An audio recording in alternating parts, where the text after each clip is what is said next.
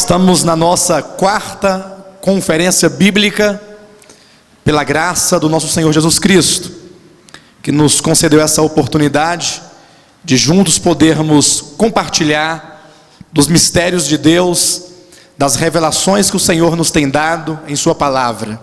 Até que ponto, meu querido irmão, minha querida irmã, você crê na Bíblia Sagrada?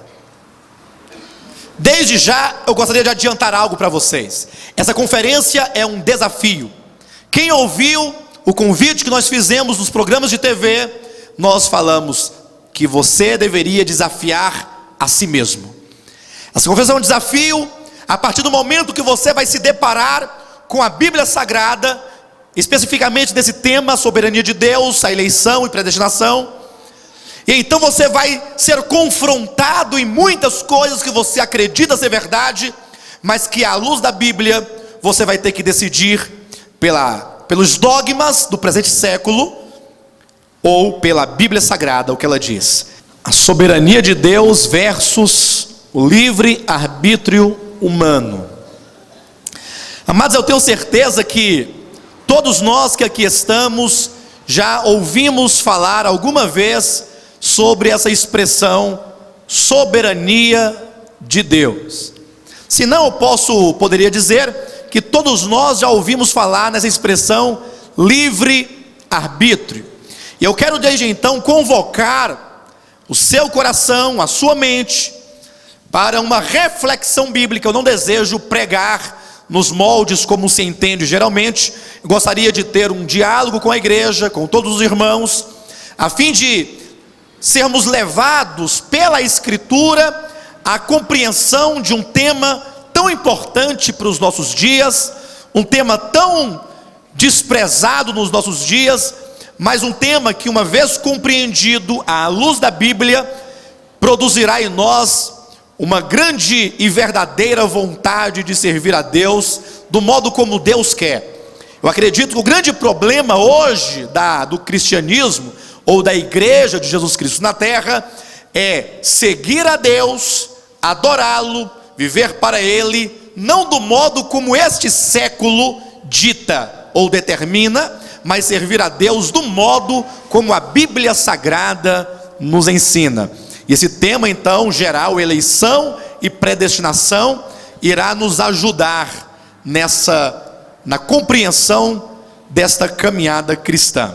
Em 1 Timóteo, no capítulo 6, versículo 15, vamos ler o 14 e o 15, nós temos aqui o primeiro texto de base da ministração dessa noite. Diz assim o texto sagrado, versículo 14: que guardes o mandamento ou o mandato imaculado, irrepreensível, até a manifestação de nosso Senhor Jesus Cristo, o qual em suas épocas determinadas há de ser revelada pelo bendito e único soberano, o Rei dos reis e Senhor dos senhores.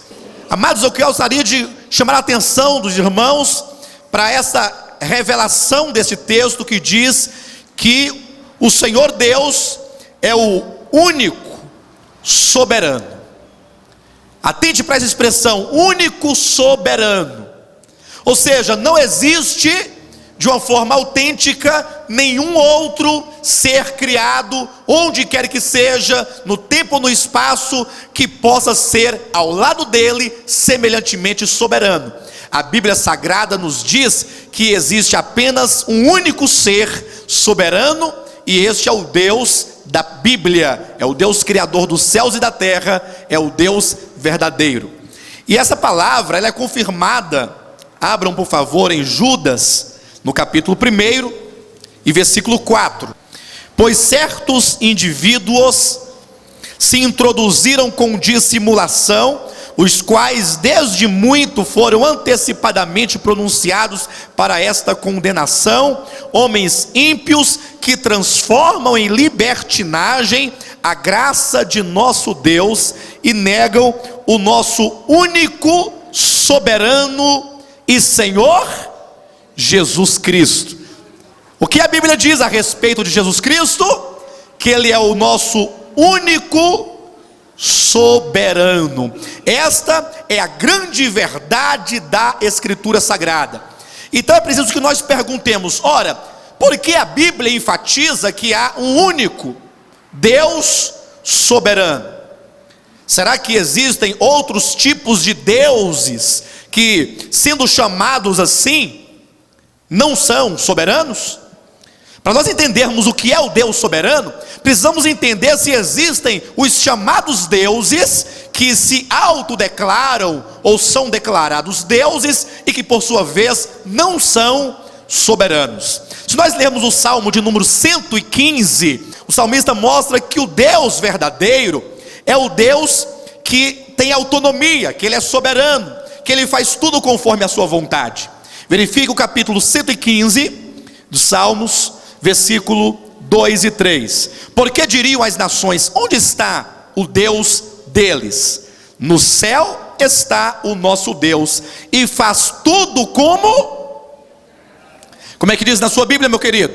E faz tudo como agrada aos homens, não é assim? E faz tudo conforme o desejo dos homens, não é assim? Não, a Bíblia nos diz: o nosso Deus está nos céus e faz tudo conforme lhe agrada. O Deus verdadeiro, o Deus que está em oposição aos deuses, é o Deus que tem uma vontade soberana, e esta vontade será feita cabalmente, porque assim Ele deseja, porque Ele faz tudo conforme o que lhe agrada, conforme a sua vontade. Em seguida, o salmista faz descrição daqueles que se autodeclaram, ou que são declarados por outros de deuses, mas que na verdade não são. É dito no versículo 4: prata e ouro são os ídolos deles, obra das mãos de homens. Tem boca e não falam, tem olhos e não veem, tem ouvidos e não ouvem, tem nariz e não cheiram, suas mãos não apalpam, seus pés não andam, nem som lhes sai da garganta. Amados, façam essa comparação entre o Deus verdadeiro, que faz tudo conforme agrada o seu coração, aos ídolos que nada são. Inclusive a expressão ídolo na língua hebraica significa coisa nula, aquilo que nada é. Como é dito, tem boca, mas não fala, tem ouvidos, mas não ouvem, tem nariz, mas não cheiram, tem pés, mas não andam, tem mãos, mas não apalpam, tem garganta, mas som nenhum lhe sai da sua garganta. Então aqui está uma diferença básica. Inclusive, sempre que a Bíblia fala sobre os deuses, aqueles que por natureza não são deuses, de fato, a Bíblia usa duas expressões. Usa a expressão deuses de um lado, ou ídolos por outro lado. O ídolo diz respeito ao material, à imagem, que é feito às vezes de barro, de gesso, é feito de ouro, de prata, de bronze, de ferro, daquilo que o homem faz. Então aquilo que é material, ali é chamado de ídolo, coisa nula. Todavia, a Bíblia fala de deuses no sentido espiritual. Há demônios que querem se passar por deuses, são anjos caídos, são principados, são potestades, porque uma das grandes armas de Satanás contra a pessoa de Deus, para tentar destruir a vontade de Deus, é estabelecer uma pluralidade de deuses, a fim de que os homens possam adorá-los, para com isso tirar a centralidade do Deus verdadeiro, que é o Deus soberano. É por isso que no livro de Gálatas, capítulo 4, versículo 8, o apóstolo Paulo fala dos deuses que por natureza não são. Então, se há algum espírito maligno que se coloca na condição ou na posição de Deus, a Bíblia diz que por natureza ele não é Deus.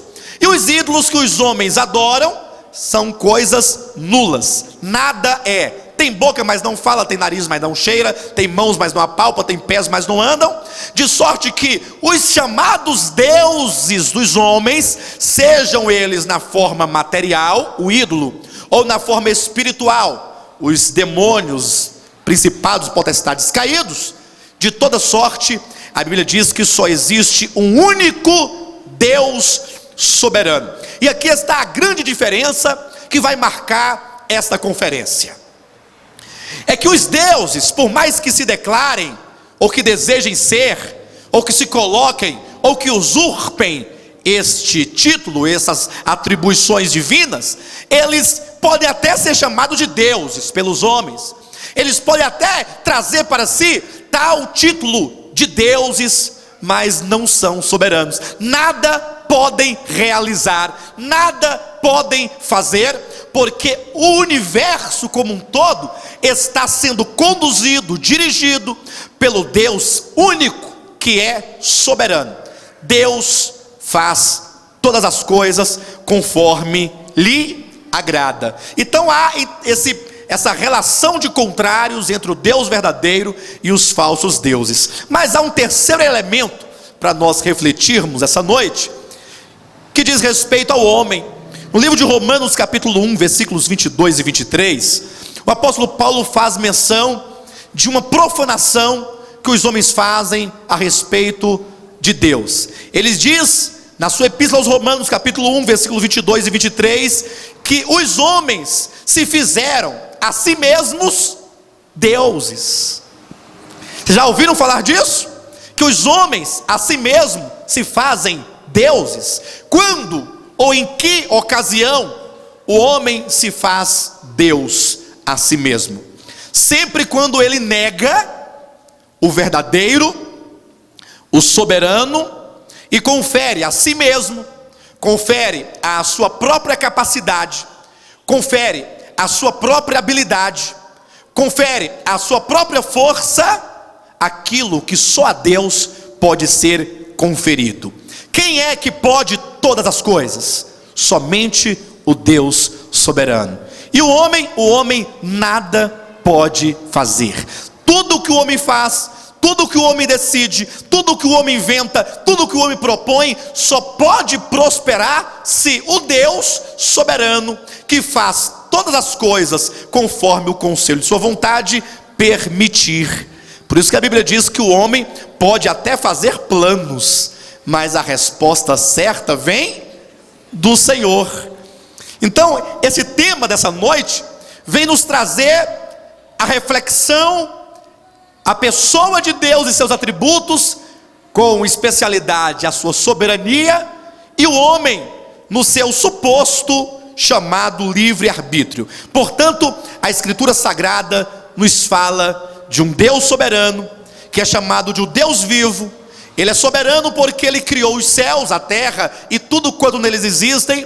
E não somente o Deus soberano criou as coisas, mas ele sustenta o universo.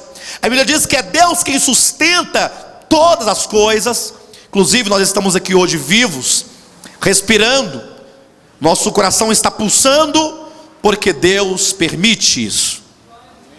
O homem não é maior do que Deus, não pode mais do que Deus. E então, diante desse quadro, precisamos chegar a uma conclusão do que significa o termo soberania.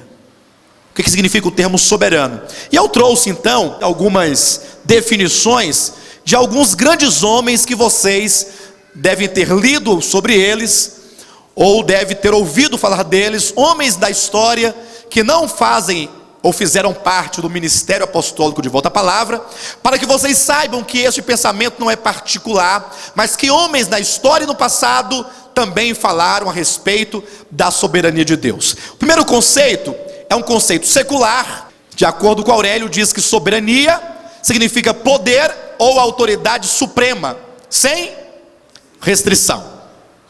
É assim que Aurélio interpreta o termo soberania. Mas vamos a uma outra definição. Assim diz Champlin a respeito do termo soberania vinculado a Deus.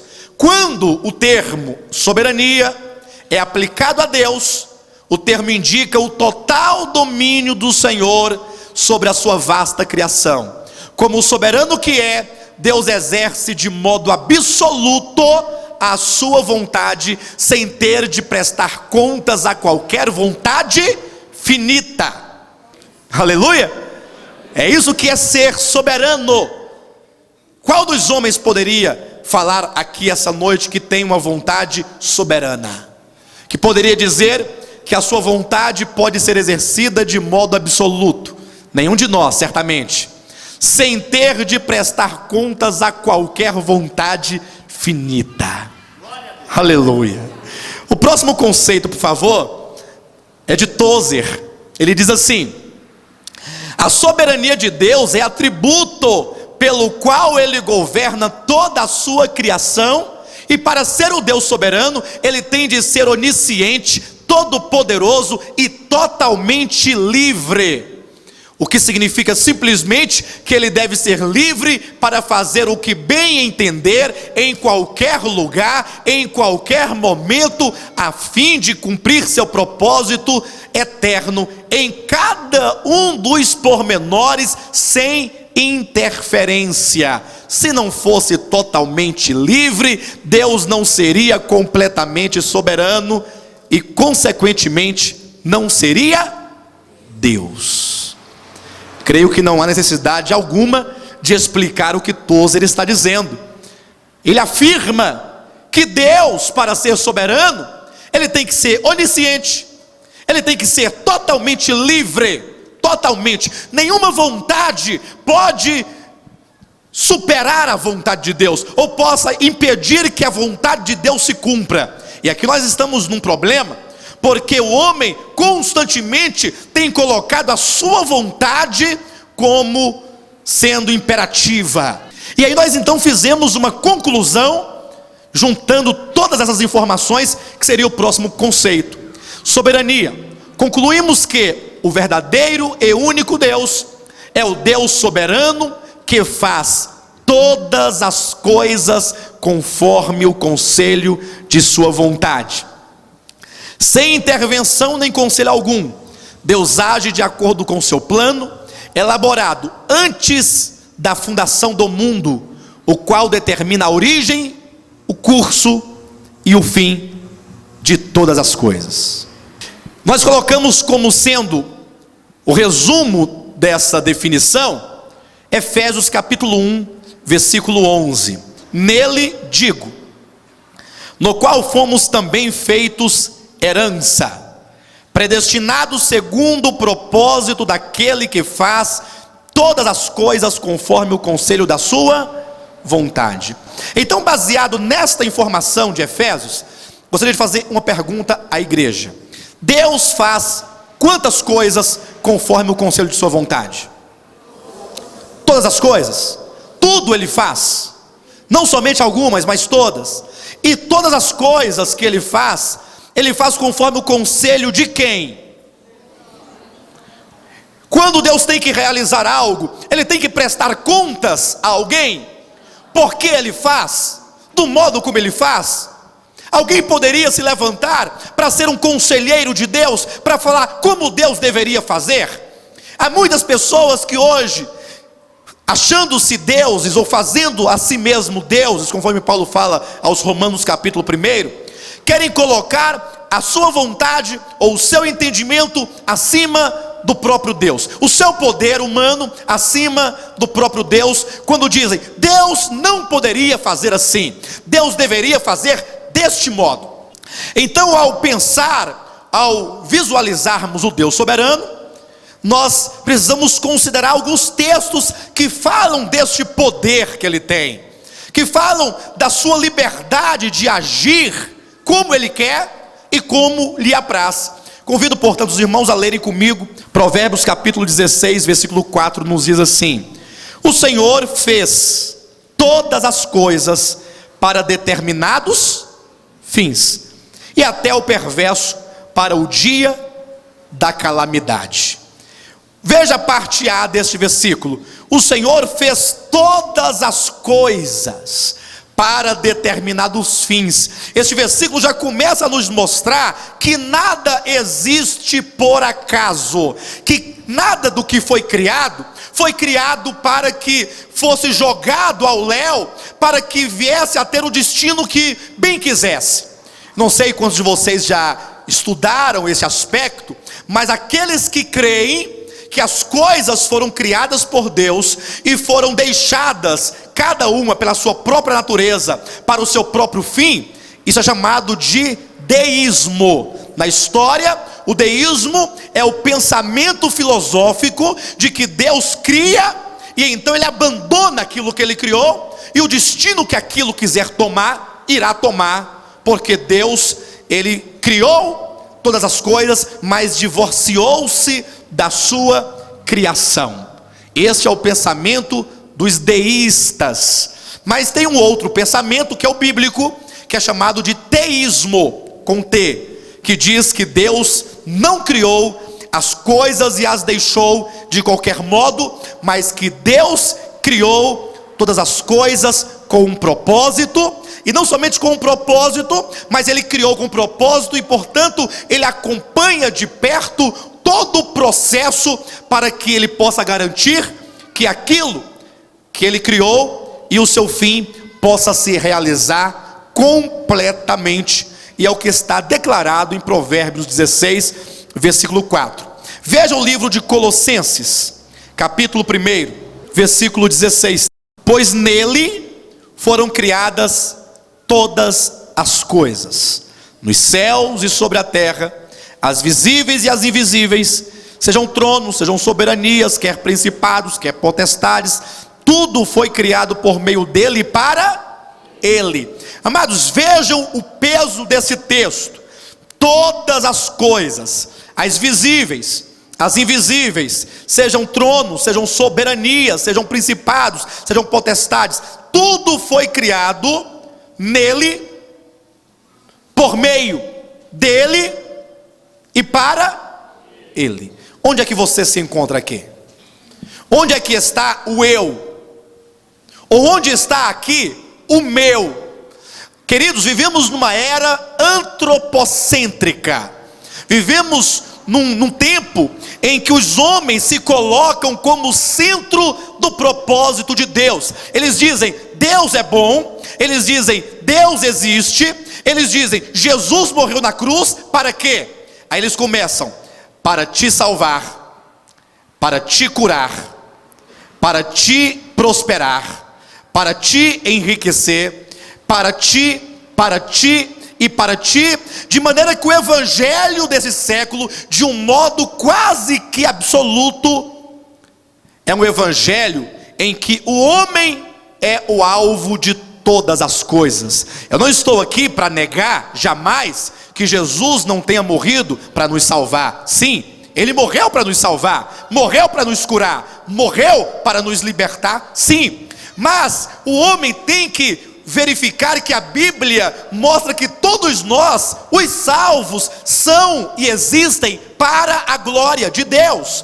Então não é Deus que existe para o homem, não é Deus que existe para dar tudo quanto o homem precisa, mas Deus criou o homem e portanto o homem existe para Deus. É o inverso. Ao invés dos homens irem em busca deste Deus para receberem, os homens deveriam ir a Deus para adorá-lo pelo que ele é. Deus é Deus. Deus é soberano. Deus é tudo. E a Bíblia diz que nele, por meio dele e para ele são todas as coisas. Então nós podemos declarar que Jesus morreu para nos salvar. Aleluia. Podemos declarar que Jesus morreu para nos curar. Aleluia. Mas que essa salvação, que essa cura, que essa libertação e que toda sorte de bênçãos espirituais nas regiões celestes são para a glória de Deus. E no fim de todas as coisas, todo o universo irá convergir para a pessoa dele. E diz o apóstolo Paulo em Filipenses capítulo 2, versículo 10 em diante, que todo joelho se dobrará e toda língua confessará que Jesus Cristo é Senhor. Abram rapidamente no livro de Efésios capítulo 1. E aqui nós vamos verificar essas palavras que estamos aqui falando, que todas as coisas são para o Deus soberano. Eu não tenho como ler todos os versículos que eu gostaria que é do capítulo 1, versículo 4 ao 14. Mas gostaria que você me acompanhasse a cada vez que eu indicasse o versículo e a referência, eu gostaria que vocês percebessem aí. O livro de Efésios, capítulo 1, versículo 4. O apóstolo Paulo, ele começa falando a respeito das bênçãos, ou das muitas bênçãos espirituais que estão nas regiões celestes em Cristo Jesus, no versículo 3. O apóstolo diz que há muitas bênçãos que nos foram dadas, e que essas bênçãos não têm como alvo a nossa pessoa, mas é como um espelho, como que a luz fosse até nós, e ao chegar a nós, voltasse para Ele. Ou seja, tudo aquilo que o Senhor nos deu como bênçãos espirituais, são para a glória dEle. E o apóstolo então, ele faz da seguinte maneira, versículo 4, 5 e 6, ele fala a respeito de Deus o Pai, dizendo: assim como nos escolheu nele, antes da fundação do mundo, para sermos santos e irrepreensíveis perante Ele, e em amor nos predestinou para Ele, para a adoção de filhos, por meio de Jesus Cristo, segundo o beneplácito da sua vontade, para louvor da sua glória. Vejam, as duas bênçãos aqui mencionadas no versículo 4 e 5, que Deus nos escolheu e que Deus nos predestinou, é dito no versículo 6, que essas bênçãos são para o louvor da sua glória. Então, quando nós falarmos de eleição e predestinação, temos que ter algo em mente. Nunca fale assim, o homem. Nunca pense, eu. Nunca pense, por que aquele? Mas pensa, Ele nos escolheu e nos predestinou para o louvor da sua glória. E o apóstolo continua no versículo 7 dizendo: no qual temos a redenção. A ênfase agora é o Filho. Pelo seu sangue, a remissão dos pecados, segundo a riqueza da sua graça, que Deus derramou abundantemente sobre nós, em toda sabedoria e prudência, desvendando-nos o mistério da sua vontade, segundo o beneplácito que propusera em Cristo, de fazer convergir nele, na dispensação da plenitude dos tempos, todas as coisas, tanto as do céu como as da terra, nele digo, no qual fomos também feitos herança, predestinados segundo o propósito daquele que faz todas as coisas conforme o conselho da sua vontade, a fim de sermos para o louvor da sua glória. Amados, nos versículos 4 a 6, diz que o Pai nos escolheu e nos predestinou para a glória dele. Agora, dos versículos 7 ao 12, é dito que Jesus Cristo nos redimiu, que Ele nos deu o perdão de pecados, que Ele nos constituiu a herança dele, para quê? A fim de sermos para o louvor da sua glória. Nenhum cristão poderia ou poderá chegar na glória eterna e afirmar: eu estou aqui salvo porque eu aceitei a Jesus, porque eu decidi por Jesus, porque não somente eu quis, mas também eu me esforcei, e eu fui fiel, e eu venci, e fui eu, e eu cheguei aqui. E aqueles que não estão aqui, não estão porque eles não conseguiram, ou porque eles não desejaram. Porque em 1 Coríntios capítulo 1, versículos 29, 30 e 31, nos diz que Jesus Cristo é a nossa redenção, que Jesus Cristo é a nossa justiça, que Jesus Cristo é a nossa santificação, para que aquele que quiser se gloriar, quantos aqui querem se gloriar?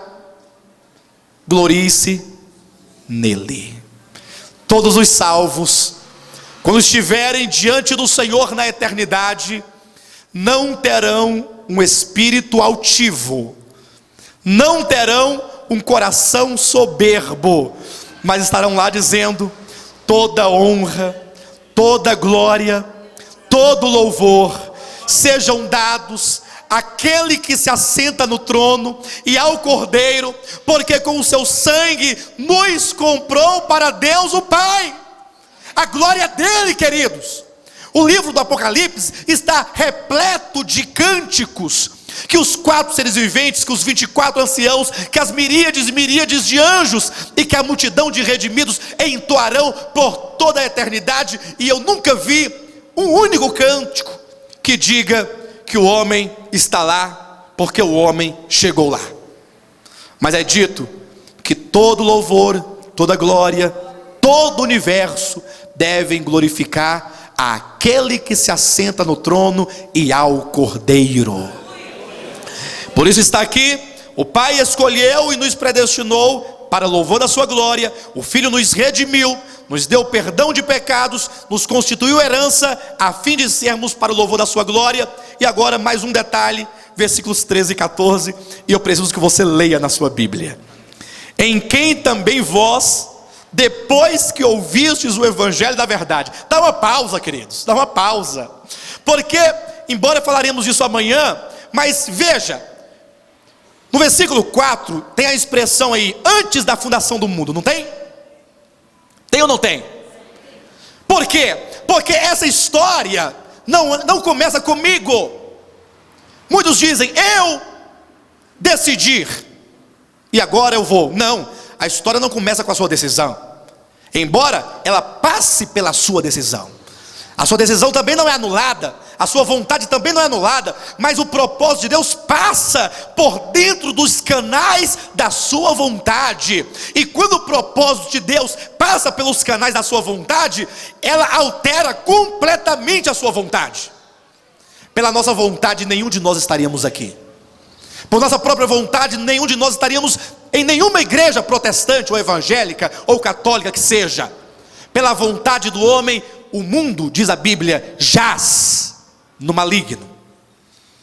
É o poder de Deus. Então a Bíblia diz que a história começa antes da fundação do mundo, quando o Pai nos escolheu e nos predestinou para louvor da sua glória, eternidade passada, antes da fundação do mundo.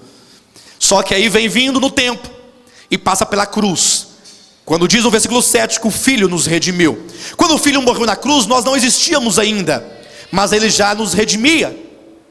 Ele já redimia a todos os que foram escolhidos, mesmo que não tivessem nascidos, mas fomos redimidos na cruz, fomos perdoados na cruz, e fomos feitos herança pelo poder de redenção de Cristo Jesus. Mas chega um momento que essa história chega até você. Lembra do dia que você ouviu o Evangelho? Lembra ou não?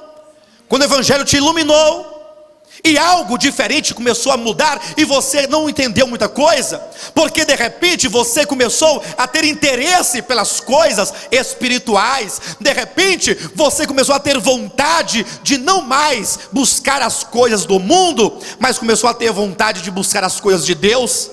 Você lembra quando de repente os seus familiares pensaram que você estava com algum problema, porque de repente você não é mais a mesma pessoa? Aqueles que outrora estavam perdidos e ninguém acreditava que era capaz que aquela pessoa saísse daquela condição, de repente uma luz interior começou a brilhar dentro de ti.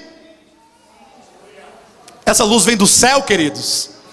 Estava Saulo de Tarso no caminho de Damasco, respirando ameaça e morte contra todos os que invocavam o nome de Jesus Cristo. Saulo de Tarso ia a Damasco prender os crentes, prender os salvos, os filhos de Deus, a igreja, e trazerem amarrados a Jerusalém para serem julgados pelos principais sacerdotes, para quem sabe serem mortos como fizeram com Jesus Cristo. Saulo não tinha intenção de converter-se a Jesus Cristo, mesmo porque ele não acreditava na sua ressurreição. Saulo não tinha, como muitos hoje falam, não, hoje eu não quero não, mas quem sabe no futuro, quando eu estiver mais velho, eu posso até me converter. Não, ele queria era matar a todos quanto professavam o nome de Jesus Cristo. Ele não queria, não desejava, era inimigo da cruz de Cristo, inimigo da igreja. E o que diz? Capítulo 9, 22 e 26 do livro de Atos: estando eu a caminho de Damasco, uma grande luz brilhou. De onde? Do céu. Aleluia! Essa luz vem de cima, não é do homem. Talvez muitos ainda não tomaram a chamada decisão, porque ainda não chegou esta luz. E quando essa luz chega, o grande Saulo cai prostrado com o rosto em terra. E aquele que outrora procurava destruir, agora, como um servo, diz: o que queres que eu te faça, Senhor? É isso que é o poder do Deus soberano. Saulo, você quer aceitar Jesus? Não, eu quero matar a todos vocês. Pena, Saulo, que não depende da tua vontade. Saulo, quando a luz brilhar sobre ti, tu cairás cego com o rosto em terra. E aí as coisas se invertem. Aquele que outrora perseguia o povo de Deus, prega a fé que outrora buscava destruir. Saulo se tornou o maior pregador dos gentios, que levou o evangelho às partes mais remotas da terra. Não porque por ele, havia tomado a sua decisão pessoal, mas porque a vontade soberana de Deus entrou na vontade finita de Saulo. E quando a vontade de Deus entrou na vontade humana, transformou a vontade humana, e agora Saulo disse: eu, o mais miserável de todos os pecadores, ele se reconhece e prega agora o Cristo crucificado. Aquele que outrora era escândalo para os judeus, agora é motivo de glória para o apóstolo Paulo. Embora muitos busquem sinais e outros querem sabedoria, nós pregamos a Cristo e este crucificado. Aleluia. Por isso nós chegamos aqui no versículo 12, que diz, ou versículo 13: em quem também vós, depois que ouvistes a palavra da verdade. A história de Deus que começou na eternidade passada, chegou até o momento em que você ouviu o evangelho da verdade. E quando chegou a ti, o que aconteceu? Depois que ouvistes a palavra da verdade, o evangelho da vossa salvação, tendo nele também crido, fostes o quê? Selados com o Espírito Santo da promessa, o qual é o penhor da nossa herança, até ao resgate da sua propriedade, em louvor da sua. Olha, tratando-se do Pai, na eternidade passada, diz que nos escolheu e nos predestinou para o louvor da glória dele. Falando do Filho, que no tempo nos redimiu na cruz do Calvário, perdoou-nos o pecado, os pecados, e nos fez herança, tudo isso para o louvor da sua glória. E agora é dito que quando nós ouvimos o evangelho e cremos nesse evangelho, veio o Espírito Santo e nos selou, se tornou o nosso penhor, em louvor da sua glória. O homem é apenas o objeto e o meio pelo qual esta glória chega no Pai, no Filho e no Espírito Santo. Mas uma vez que nós vimos ou falamos sobre a soberania divina, precisamos contrapor isso ao que chamam livre-arbítrio do homem. Convido a cada um de vocês a lerem comigo agora alguns outros textos que nos falarão sobre o homem. Tem o homem de fato livre-arbítrio? Antes de você responder que sim ou que não, você precisa primeiramente refletir e chegar a uma conclusão exata do que significa livre-arbítrio.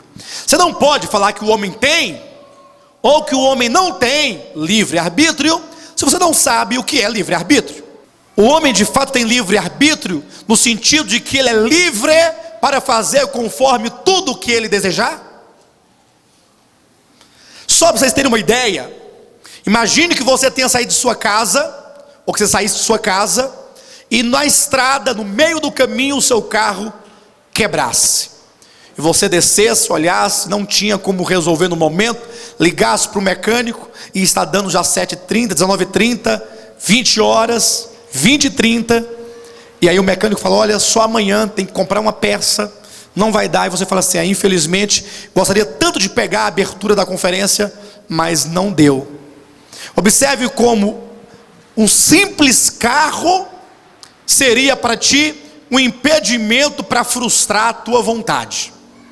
Talvez alguém quisesse vir a essa conferência, mas de repente, de ontem para hoje, pegou uma gripe forte, a garganta inflamou, teve febre e ficou acamado e não teve como vir.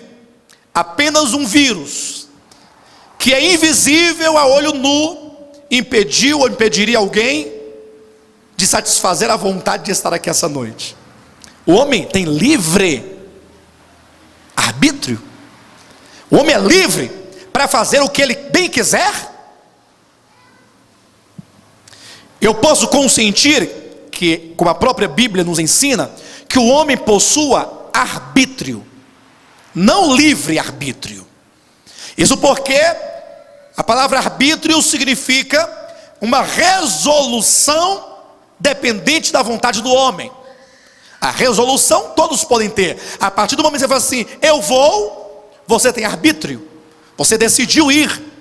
Mas quando fala livre arbítrio, não diz de uma resolução, diz de uma capacidade de executar cabalmente a vontade. Tenhamos então como definição: arbítrio é a resolução da vontade do homem. Livre arbítrio é a capacidade de execução da vontade.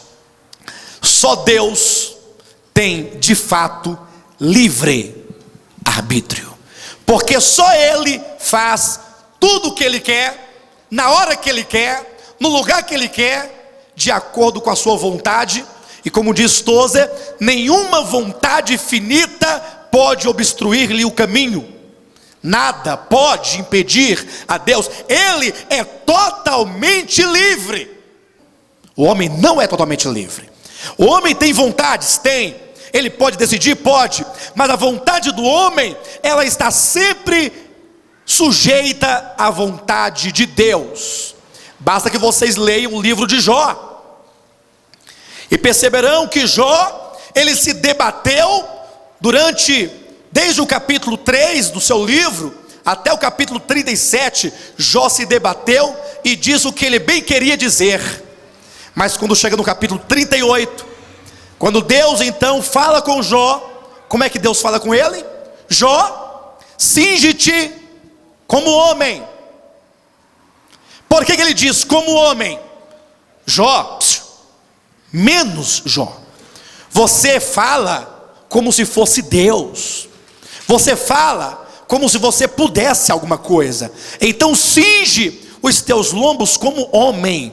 Coloca-te na posição de homem, e eu falarei contigo. E eu perguntarei, e tu me farás saber.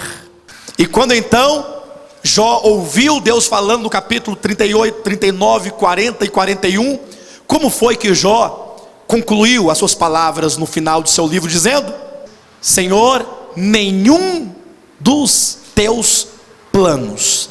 Ainda que Jó, entre o capítulo 3 e 37, sem entendimento, buscasse obscurecer os desígnios de Deus, ele não poderia, porque nenhum dos propósitos de Deus pode ser frustrado.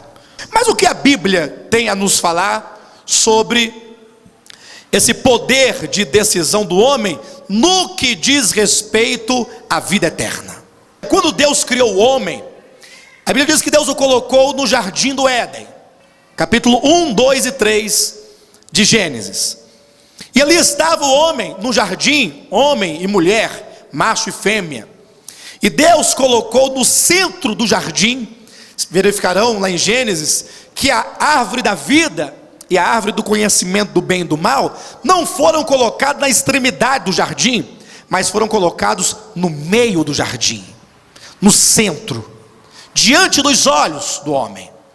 E ali sim, nós temos, antes da queda, a árvore da vida, que dá ao homem vida eterna. E temos também a árvore do conhecimento do bem e do mal, que traria ao homem a morte eterna. Quando Adão está diante dessas duas árvores, Adão e Eva no jardim, ali sim, nós temos a vida eterna e a morte eterna diante de ambos. O homem não tinha ou não era participante da vida eterna. O homem, quando foi criado, ele não foi criado tendo dentro de si vida eterna. Ele foi criado neutro. Ele não tinha nem a vida eterna e nem a morte eterna. E a prova está no próprio livro de Gênesis.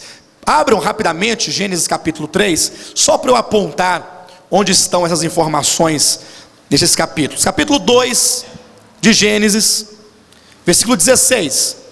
E o Senhor Deus lhe deu esta ordem: de toda árvore do jardim comerás livremente, mas da árvore do conhecimento do bem e do mal não comerás, porque no dia em que dela comeres, certamente, olha aqui a morte aqui, no dia em que dela comeres.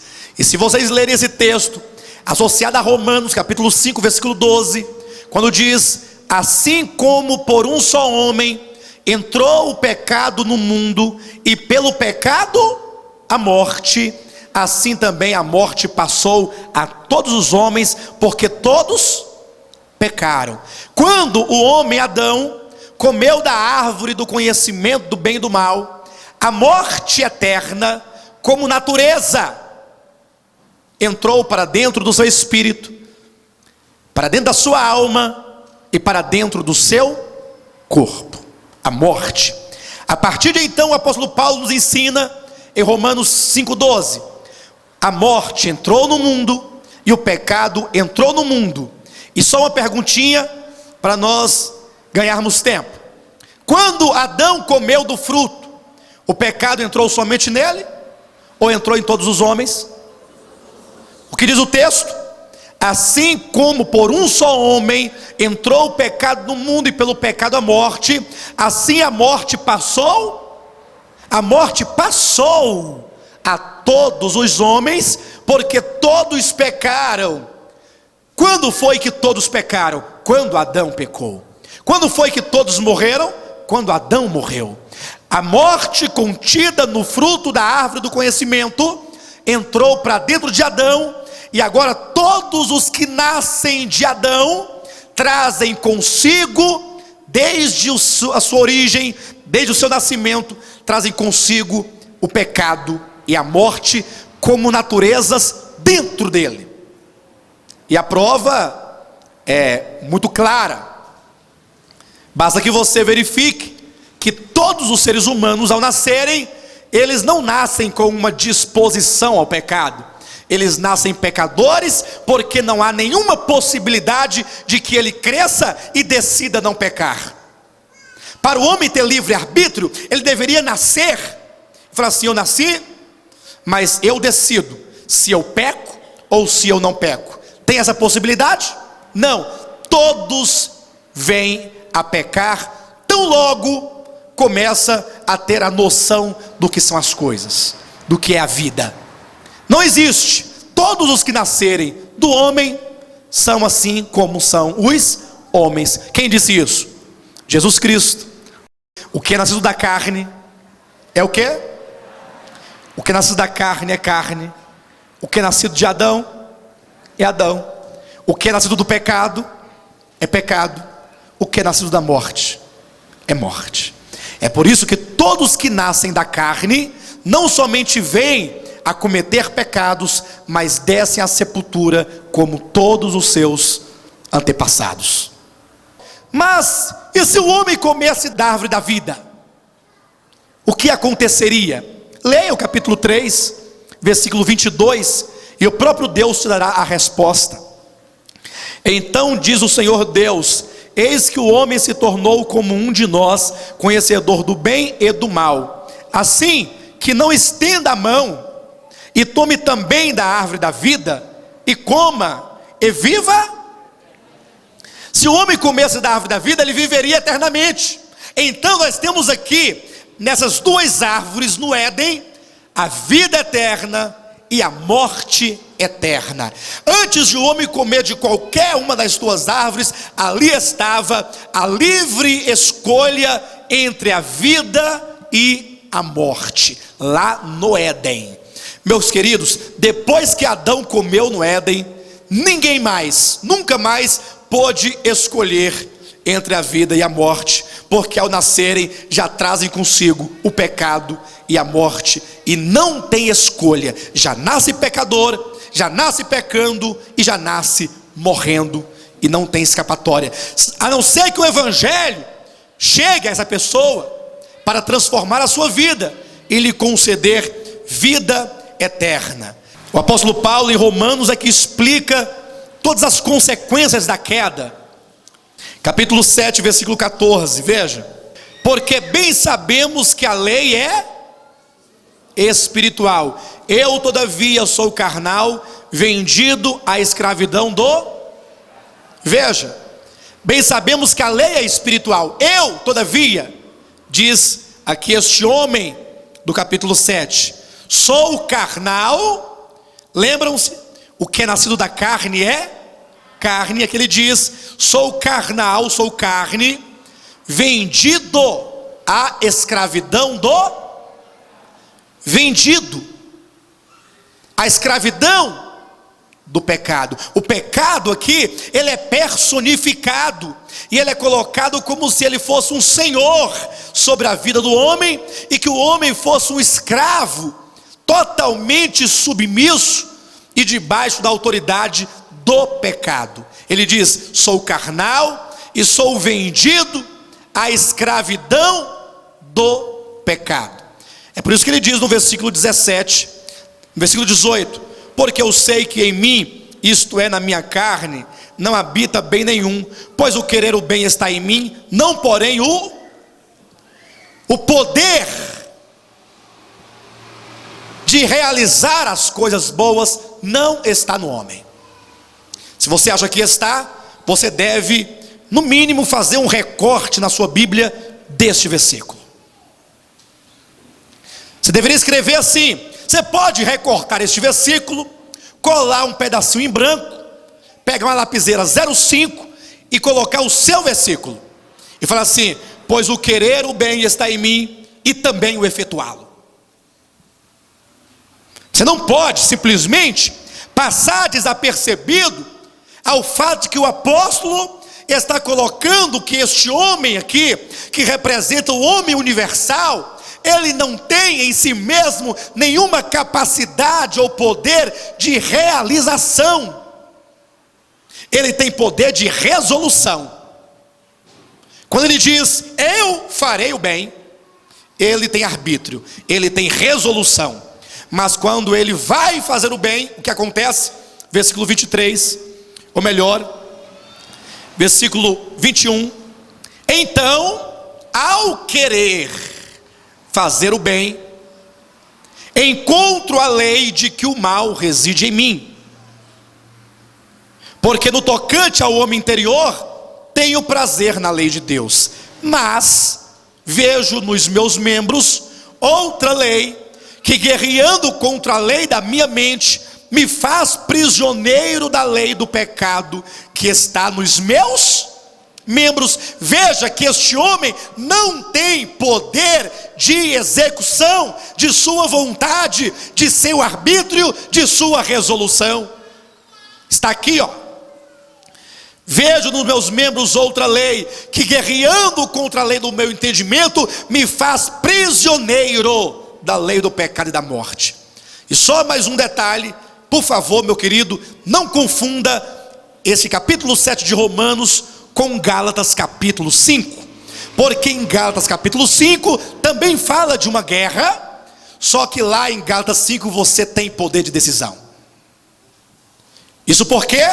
Porque Gálatas capítulo 5 fala de alguém que já foi regenerado e já ganhou, já adquiriu pela graça a lei do Espírito de vida que está aqui no capítulo 8 de Romanos, versículo 2, quando diz: porque a lei do Espírito da vida em Cristo Jesus te livrou do pecado e da morte. Somente quando a pessoa encontra-se com a salvação, encontra-se com Jesus Cristo, e ela recebe o próprio Deus como vida para habitar dentro dela, somente a partir daí ela tem esse poder da lei do Espírito de vida que te liberta do pecado e da morte. Fazer o bem não é uma questão de querer, é uma questão de libertação, e só Deus pode libertar o homem. Abra sua Bíblia em Colossenses, capítulo 1, e veja esse versículo comigo. Capítulo 1, versículo 13. Ele nos libertou e nos transportou para o reino do Filho do seu amor. Então está aqui a prova de que o homem por si só, ele não pode. E alguém diria assim: mas por que não pode? Porque por mais que eventualmente o homem deseja cumprir a vontade de Deus, mas essa vontade do homem, ela está corrompida. Todo o coração do homem, a alma do homem, as vontades, a mente, as emoções, tudo aquilo que o homem é, está corrompido pelo pecado, por uma natureza perversa.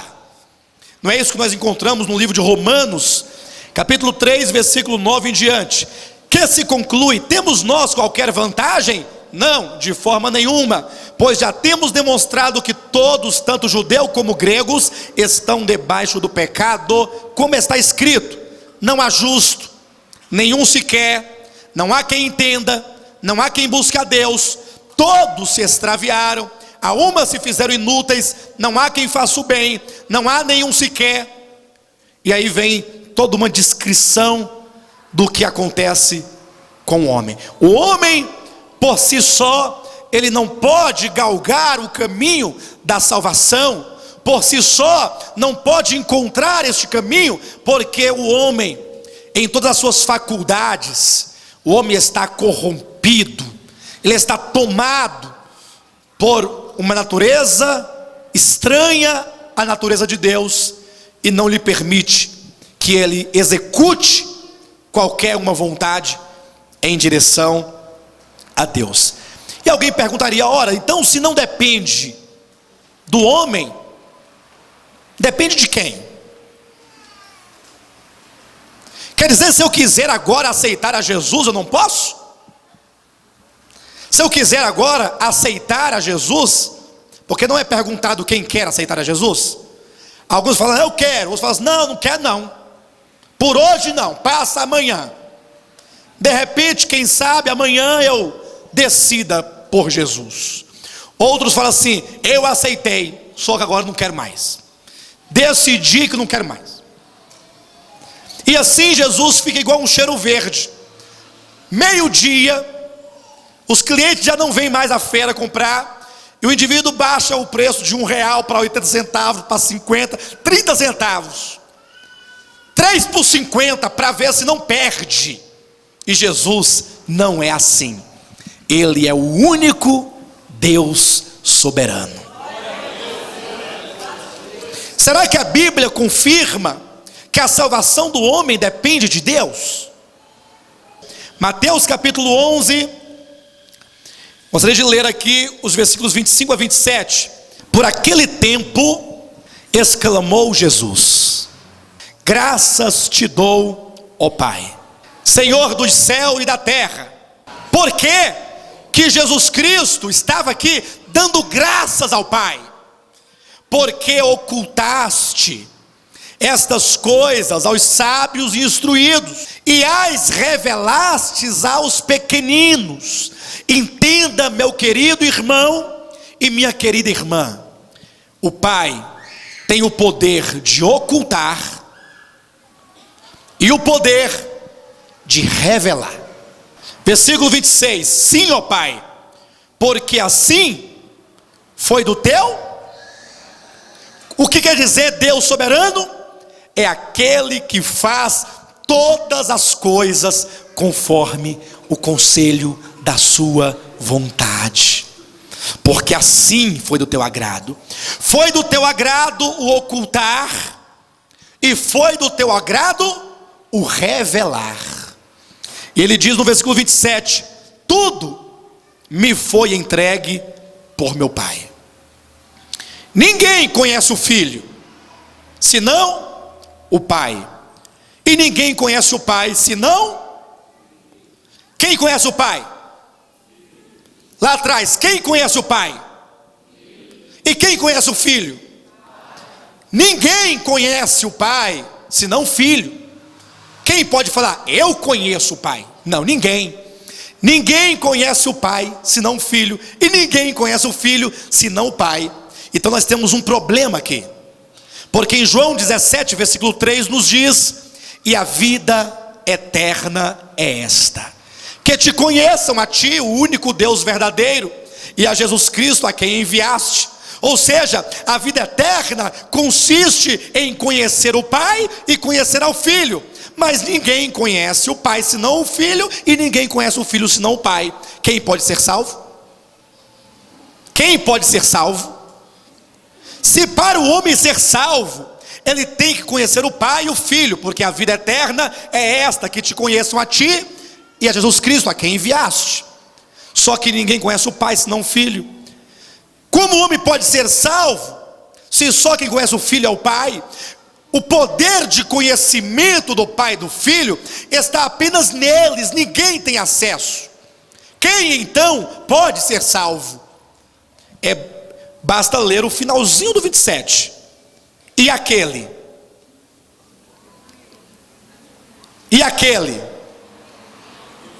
Eu nem gosto de ler esse versículo para não falar que eu estou inventando doutrina. Ninguém conhece o Pai senão o Filho, e ninguém conhece o Filho senão o Pai, e aquele a quem o Filho quiser revelar. Eu louvo a Deus porque aprouve ao Filho revelar a mim o Pai. De mim mesmo eu não conseguiria, queridos. Eu nem mesmo queria. Você também não queria. Não desejávamos. Mas está aqui o texto. Olha, por favor, em Isaías capítulo 53, rapidamente. Novamente nós vamos nos deparar com o fator, ou com o fenômeno da pregação e do crer. Porque a grande questão é, ora, não se prega para que as pessoas creiam? Sim, mas a pregação somente não é suficiente. Quem creu em nossa pregação? E a quem foi revelado o braço do... Duas coisas, querido. Quem creu na pregação? Então a pregação, ela tem que ser realizada, pronunciada, propagada, como Jesus fez. E a quem foi revelado o braço do Senhor? O braço de Deus é o seu próprio Filho, que se encarna e alcança o homem nas trevas em que ele se encontra. É o Deus Emanuel, é Deus conosco, que visita o homem nas mais densas trevas. Estando vós mortos nos delitos e pecados, Ele vos deu vida. É o braço de Deus que desce em Cristo até o homem. Mais um texto, capítulo 2 de 1 Coríntios, versículo 6 em diante. Leia. Entretanto expomos sabedoria entre os experimentados, não porém a sabedoria deste século, nem a dos poderosos desta época, que se reduzem a nada, mas falamos a sabedoria de Deus em mistério, outrora oculta, a qual Deus pré-ordenou desde a eternidade para a nossa glória. Sabedoria essa que nenhum dos poderosos desse século conheceu, porque se a tivessem conhecido, jamais teriam conhecido o Senhor da glória. Veja que a Bíblia fala de uma sabedoria que nenhum dos poderosos e sábios conheceu. Sabe o que significa? Que o conhecimento de Deus não é um conhecimento intelectual, não é um conhecimento meramente racional, é algo que, se Deus não revelar, o mais sábio crucifica o Senhor da glória. Veja o versículo 9: mas como está escrito, nem olhos viram, nem ouvidos ouviram, nem jamais penetrou em coração humano o que Deus tem preparado para aqueles que o amam. Mas, versículo 9: nem olhos viram, nem ouvidos ouviram, o que significa que essa mensagem da cruz, do Cristo crucificado, da salvação em Cristo, é algo que está fora da visão humana, dos ouvidos humanos, e jamais penetrou o coração do homem. O coração do homem não tem em si mesmo capacidade de discernir quem é Cristo.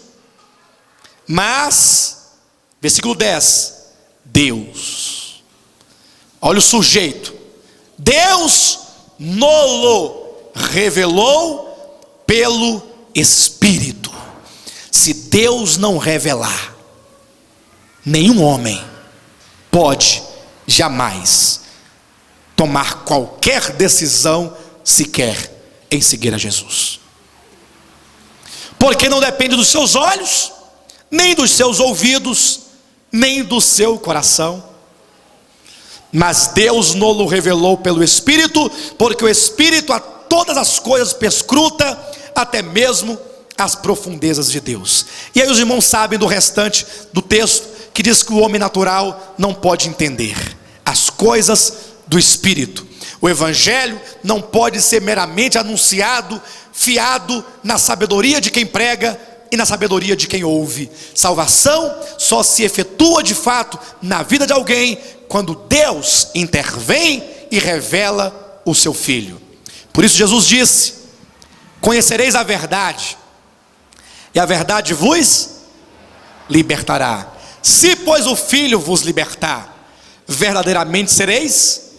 Se pois o Filho vos libertar.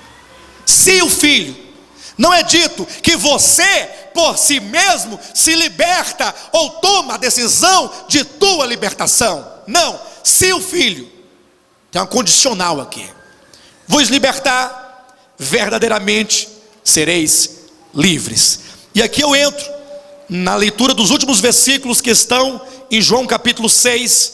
Diz assim os versículos 35 e 36. Declarou-lhes, pois, Jesus: eu sou o pão da vida. O que vem a mim jamais terá fome, e o que crer em mim jamais terá sede. Eu sei que alguns falam: está vendo? O que vem aqui na verdade não está trazendo nenhuma limitação.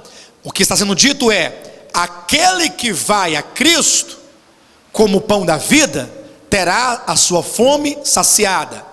Aquele que vai a Cristo como a água da vida terá a sua sede saciada. Versículo 36. Porém, eu já vos disse que, embora me tenhais visto, não. Os irmãos entendem esses dois textos? Primeiro, olha ele dizendo: o que vem a mim jamais terá fome. Porém, tendo eu pregado, vocês continuam a não crer em mim. Esta é a resposta que Jesus está dando para a pergunta do versículo 29. Respondeu-lhes Jesus, ou melhor, versículo 28. Dirigiram-se, pois, a ele perguntando: que faremos para realizar as obras de Deus? 29. Respondeu-lhe Jesus: a obra de Deus é essa, que creiais naquele que por ele foi enviado. Então a obra de Deus é crer no Filho. Jesus diz que aquele que vai a ele terá a sua fome saciada e a sua sede também. Porém, embora eu tenha dito, vocês não creem em mim. Por que será que Jesus, tendo pregado, eles não creram nele? Vamos perguntar para o próprio Jesus. Versículo 44 do mesmo capítulo. Ninguém pode vir a mim. Versículo 35. O que vem a mim jamais terá fome. Versículo 44. ninguém pode vir a mim, se o Pai que me enviou não o... Aquele que vem a mim, terá a sua fome saciada. O que vem a mim, versículo 37, de maneira alguma eu lançarei fora. Então o caminho da salvação é ir ao Filho. Mas ninguém pode ir ao Filho, se o Pai não o trouxer. Esta é a palavra de Deus. Versículo 45, está escrito nos profetas, e serão todos ensinados por Deus. Portanto, todo aquele que da parte do Pai tem ouvido e aprendido, esse vem a mim. Quem é que vai ao Filho? É aquele que da parte do Pai tem ouvido e aprendido. O ouvir e o aprender depende do Pai. Por isso ele diz no versículo 64 e 65: contudo há descrentes entre vós, pois Jesus sabia desde o princípio quais eram os que não criam e quem o havia de trair. E prosseguiu: por causa disto é que vos tenho dito, ninguém poderá vir a mim, se pelo Pai não lhe for concedido. Todos os que vão ao Filho, de maneira nenhuma é lançado fora. Todos os que vão ao Filho, como pão da vida, terá sua fome saciada. Todos os que vão ao Filho, como a água da vida, terão sua sede saciada. Mas ninguém pode ir ao Filho, se o Pai não o levar, ou se o Pai não o conceder. Este é o ensinamento claro de Cristo, em João capítulo 6.